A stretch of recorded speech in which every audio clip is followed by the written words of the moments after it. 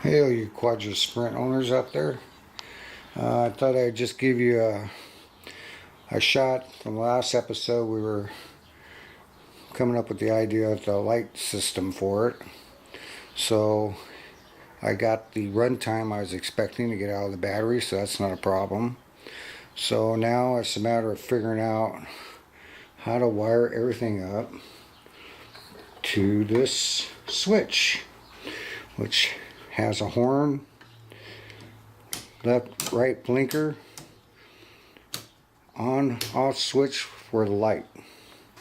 So we got to hook all that up to all this right here.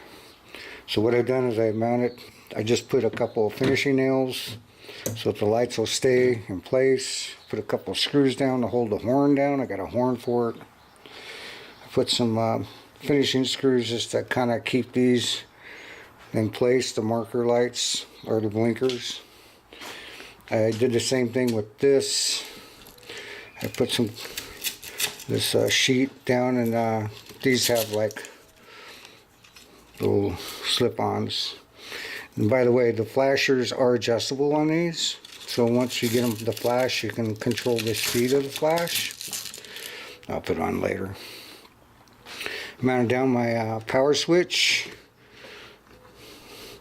This comes from the battery, and then we're going to have our two main ground and a hot line coming out for a hot strip and a ground strip. Well, a hot strip will be on this side, the ground strip will be on this side. I'm going to put one here and one down here, just piggyback it, so it'll be easier to wire it up. So we got the horn, the two lights, the two front marker lights, which are amber, the two relay switches, which I found out you can only use one relay for each side. It only has one outlet. So when you do the piggyback for the front light and the rear light, so when you blink this, it's got to be hooked up to the right of this switch, and this one has to be hooked up to the left side of this switch. But you have to have this relay flasher in order to make these blink. And these are made for LED lights, not for the regular lights. They're made for LED lights. So we have our marker lights. These are basically just to blink these lights for the front. We also have them here for the back, left and right. So I just kind of mounted everything out on the board, basically, everything that we're going to be running. And this is the tail light. This is the brake switch for the tail light. There's only going to be one tail light, brake light. It'll be this one. And also tail light.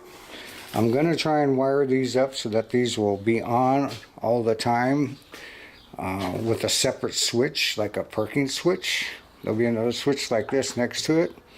So if we want to just turn these lights on, we can. So that gives me the option to do that. So I'll be bypassing the switch for the parking lights, basically.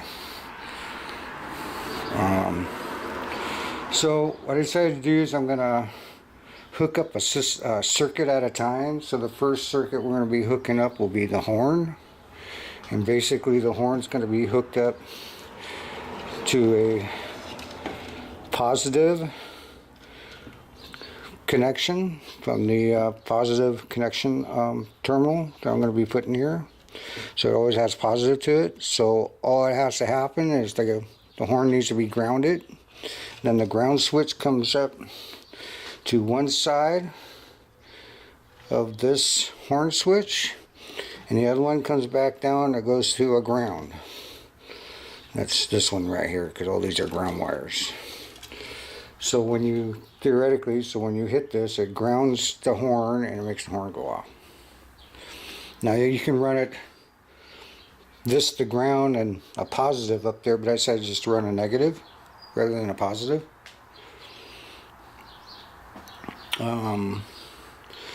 So that's basically it. I just kind of, put things on the board, mounting them down so things aren't moving around on me and things are staying straight, and it'll be easier for me to wire this up. So we'll do the horn first, and then we'll test it, and then we'll shut the system off, unplug it, and then we'll wire up the two headlights, the tail light, to the light switch, which will entail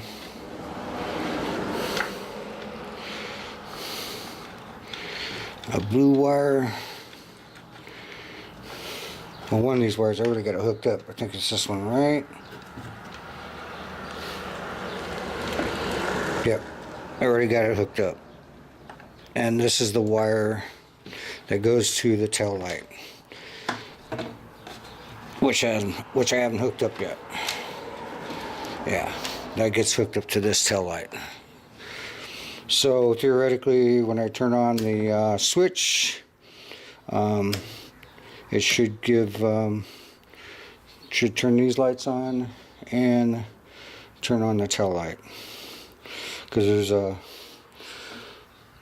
there's a hot wire, I believe it's this one, it's going to come up and go to the other side of the wire, which is this one, this blue white striped wire. That's the other positive for the light, the other side. And these other three wires here, those are for the blinker. So we'll do the lights, and once we get the lights done, then we'll hook up the these lights for the blinkers. And once we get the blinkers sorted out, then I'll try to figure out how I'm going to hook up these lights to another switch, so I can turn these lights on independently and see how they work with the blink when the blinker comes on. It should still blink, so we'll see. But that's where we're at. So right now I need to go to Lowe's. I need to get some terminal blocks, a shared terminal block. I'll show you what the difference between those and this type.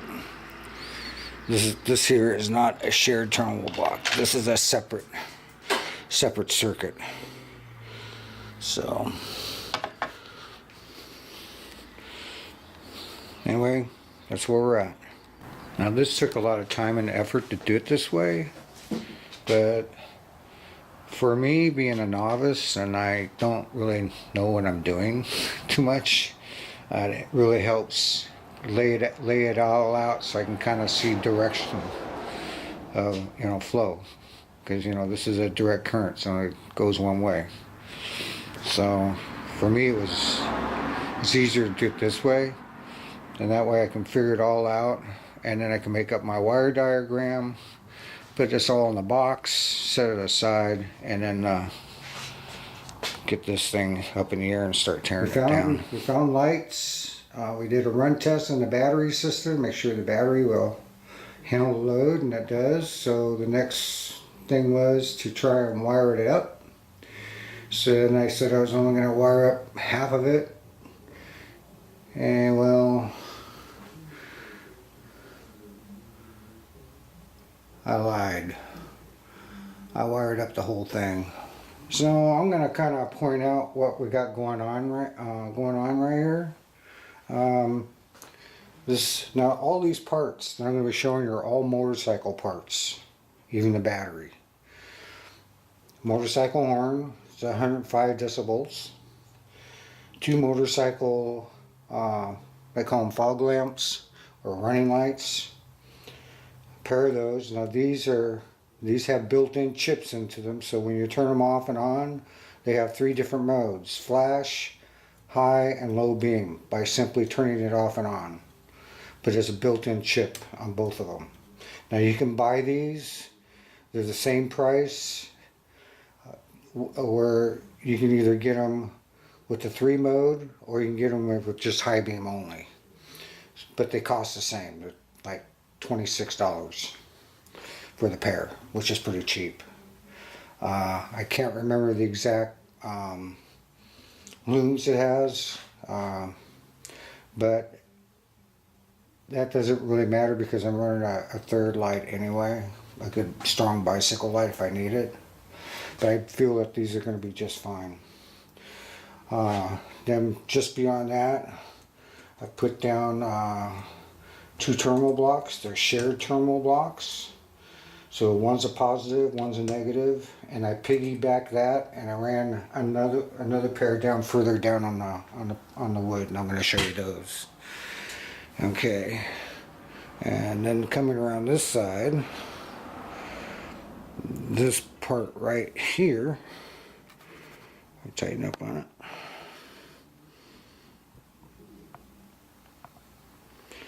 That guy right there, that's the switch.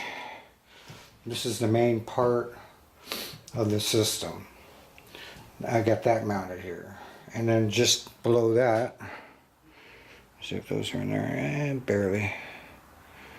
And then here, these are the relay blinker switches for the LED lights. This one in the front, an amber. Another one in the front, that's amber. There's 2 in the back.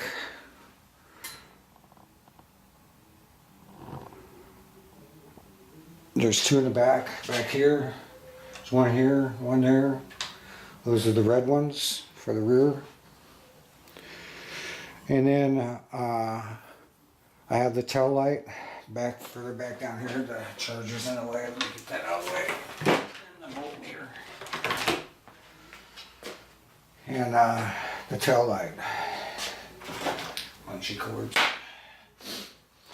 So the question is, does it work? So I gave some bum information about this battery. I said it was like $200, including the battery holder. I was wrong. It's the battery is $200 just by itself, plus the holder. And the holder's kind of expensive. So, but one could make their own holder for it.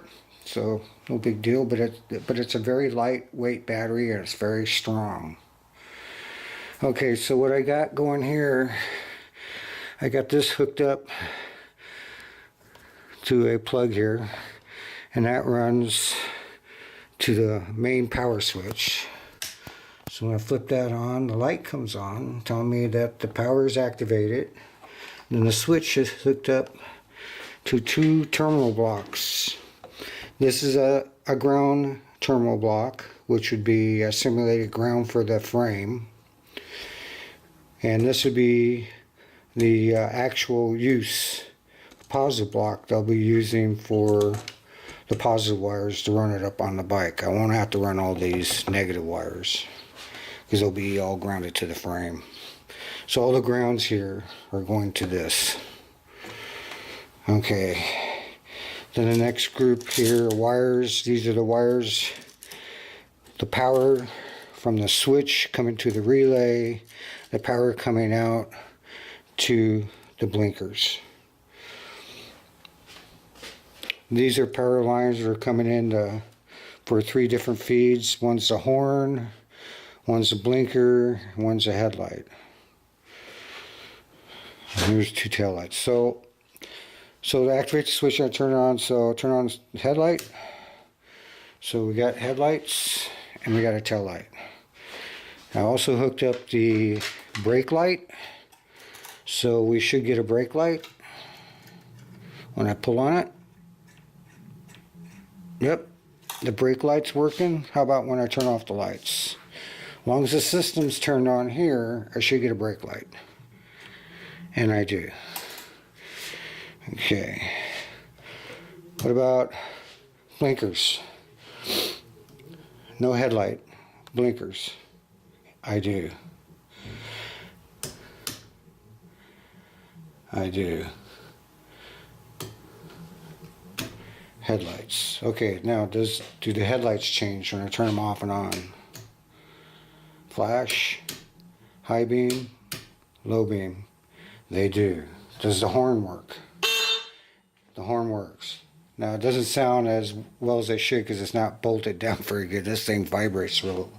So when you bolt these, you got to make sure you bolt them on really tight and in a rigid area. So basically everything works the way I wanted it to. I did a run test on it already. with it wired all up. I ran it for 3 hours just like this. Now I'm getting better run time and less charge time because the fact that I'm not running these lights as I did on the bench tests. Before, I was running these lights all the time. So those lights don't work unless I use the blinkers. Now what I can do, I can put in a separate switch and bypass this to turn these on. So theoretically, when I turn on the blinkers, they should still work. So I'm going to worry about that later. This is good enough, so now we can box this up and call this project ready for phase 2 to go on to the bike. But I'm not ready to take the bike and tear it down yet because I got a bunch of stuff in the garage to put away from all the Christmas decorations. So as soon as the garage is cleared out, we put it in, put it on jack stands, and first thing we're going to do is take the tires, tubes, and the rims down to the bike shop for the 4-inch rims. And show you a few things we got ready here. This is the motor plate. Now I had it cut bigger than what I need, so that way I can make the motor plate, because I like to make it small enough but yet it'll still work, so I can adjust the motor up and back, and just wide enough to give it the support that it needs. So, but I'm not going to worry about that until I get the welding done on it. So, but I do have the plate. Now this is a 1/4 inch aluminum, just regular, I think 661 aluminum plate. Yeah, 6061 aluminum plate. It's like $78, quite expensive. But I think when we mount this, this is what we're going to be using. Between the frame and the motor plate. This stuff is kind of like tar. It's kind of like glue, kind of like. The set dressers, when I worked in the studios, would put that on the wall so they could hang pictures and stuff. It's for a place like they're going to shoot at a location, they can't put holes in the wall. This is what they use. They use this stuff's pretty strong and easy to remove without worrying about taking off the paint or anything like that. So this stuff's kind of cool. So, and all that, it'd work as a good seal. And along with that, I'm going to be using this 1/4 inch, 3/4 inch wide weather stripping between the plate and the frame to help keep the noise down and try to make this thing as small as possible so that it has a lot of stability to it, so it doesn't create a lot of sound. That's the plan. There is one other thing I want to talk about in this video. This is our second year living here in Casa Grande, and last winter I don't think it got below 43 degrees all winter long. This winter it's been running around 26 to 28 to 30 degrees at night. Really cold, and like a damp cold. It's not like raining, it just feels damp, like a damp cold. Anyway, I took the Quadra out for a little ride one night. It was late, it was cold. It was probably about 29 degrees out. And I found out that this brush motor in cold weather, they suck. The performance dropped off dramatically. I went from like top speed at 26 miles an hour down to 23. and you could feel that the motor was kind of struggling a little bit. So it's either the cold weather caused that, or the brushes need to be cleaned, which is kind of a bummer because I was kind of hoping I'd get at least 400 or 500 miles out of it before I had to clean it. Probably got about maybe 200 and maybe 200 miles, maybe, if that, 180. So I tend to believe it's not the brushes. I tend to believe it was just the cold weather. So it's warmed up now, so I took my battery out and I charged it all up, so I'm getting ready to take it back out again to see if it's still running bad. And if it's still running bad, then I've been looking at brushes for this, and you need to know the size because they use different brushes in this thing. So the only real way to find out, you have to take it apart, pull the brushes, and then look at, measure them to find out what size they are, the squareness, and then you order the new brushes. So I'm looking at a different motor and a different controller. It's basically the same thing. It's a scooter motor with a different controller, except for it's 1800 watts instead of 1000. It's 1800 watts. It takes a 48 volt battery, which I'm good there. The only difference between that motor and this one is 1800 watts more power, plus it's a brushless motor. There's no brushes on it. I was trying to find a 1000 watt brushless motor, but they just don't have one. So the best one I could find was a 1800 watt. The system's different. This one has I forget what they call it, but it's more complicated to wire it up. A little bit more complicated. It does have forward and reverse, so that's good, so you can reverse the polarities on it. In fact, it has a built-in forward reverse switch in it. So you don't have to fiddle around with the wires like I'm going to have to fiddle around with this one for forward and reverse. It's $200, a little over $200. This is like $100, so it's like $100 more. But being it's brushless, it would probably last longer. And plus the fact, no maintenance. I knew it was brush motor going into it, but I figured this would get me started. And I'm not giving up on it yet. I mean, if I can get it where I can service it once every 300-400 miles, I don't mind doing that. In fact, what I might do is just buy another motor, so when that one needs brushes, I can take it out, put another motor in it, strap it all up, and take the other motor and rebuild that. While this one's, not rebuild it, but, take it apart and clean it all up and stuff, do it properly. So I think that's, my options. Now buying another motor would be cheaper because I think the motor by itself is like 80, 89, 90 bucks. Or cheaper, 85, 84. Because I know I got the controller and the motor for $97, $100. Just the motor by itself. You can buy the motor just by itself as well.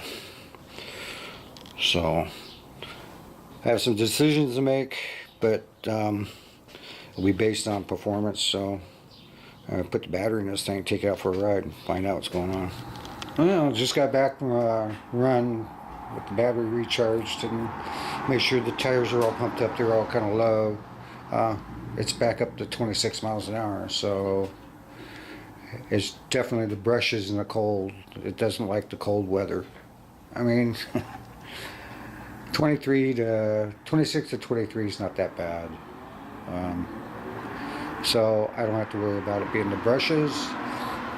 But I think I'm going to buy me another motor. So I have a replacement motor. So if one breaks down, I have one to put into it. They're not that expensive.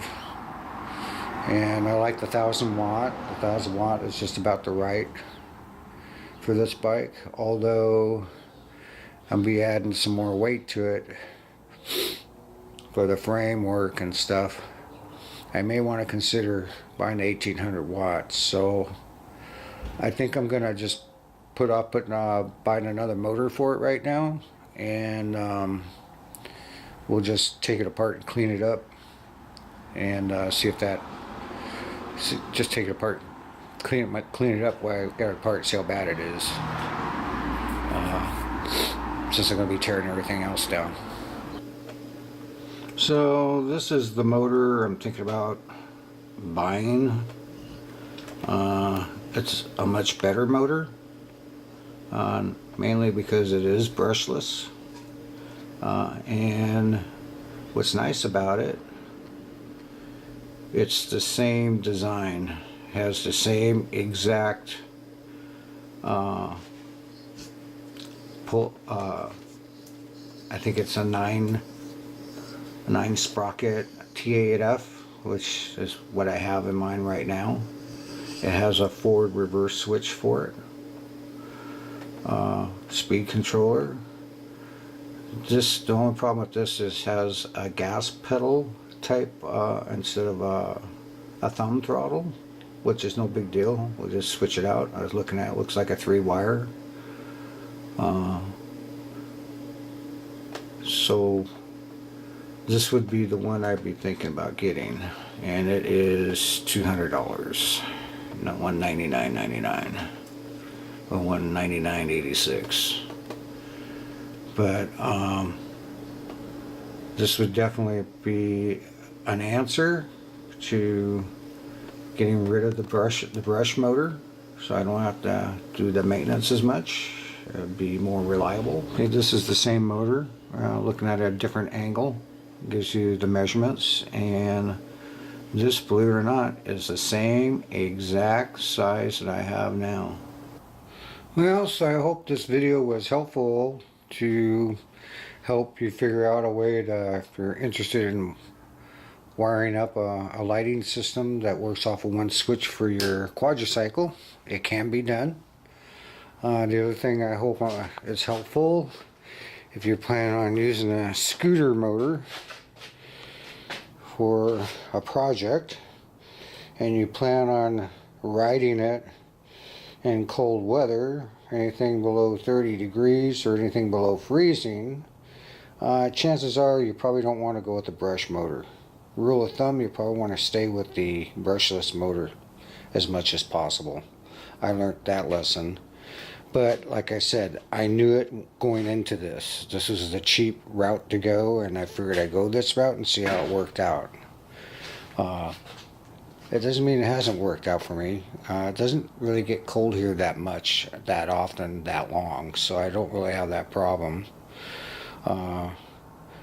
Main thing, I'll know more, like I said, when I take it apart to clean it, see how bad it is. Plus the fact I'll know more when I get the bike welded up, get everything done, get the motor back in it, and run it, and see if I'm happy with it. And if I'm not happy with it, then we're going to take that motor out, and we're going to put in the other motor. Now the other motor, I found out, it's what I'm going to have to do is, if I change this motor out to the 1800 watt, I have to take out the speed controller and completely redo all the wiring, because it's a whole different wire setup. It's called a Hall wire, and it's set up a lot different, and there's some gear wires and some other things, and there's like 3 different settings to set the motor on for like governors, you know, for like kids and stuff. You can set the motor down. There's all kinds of different wiring on it, so it's a little confusing. I looked at both reviews. The review on the one I was getting has a lower review than the other one I was looking at, but be honest with you, the other one, the one I showed you on this video, is probably the better of the two, because the other one will alter my gear ratios and it'll make this bike go way too fast. And I want to keep this thing below 30, and if I put on the other motor, because it has a different cog on it, it's an 11 tooth instead of a 9 tooth, that'll bring my gear ratios down to like almost 4-to-1, and that's just way too fast. That's just too fast. I'm at 6-to-1 right now, so or it's 5-to-1, something like that.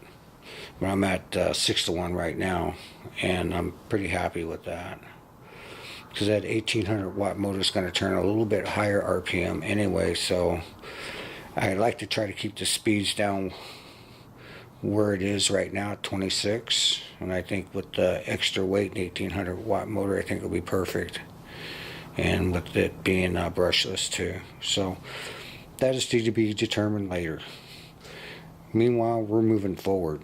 So I just want to say thanks for watching. I hope that I answered some questions that some of you may have been thinking about doing to your bike and want to know if it's possible. Well, I'm your guinea pig, and the lighting system turned out really good. I was very pleased. I was a little apprehensive about these. I wasn't sure if I was doing them right, and I am. I'm doing them right. So anyway, next episode we'll be taking the rims down to the bike shop and having the welder show up and weld up the bike.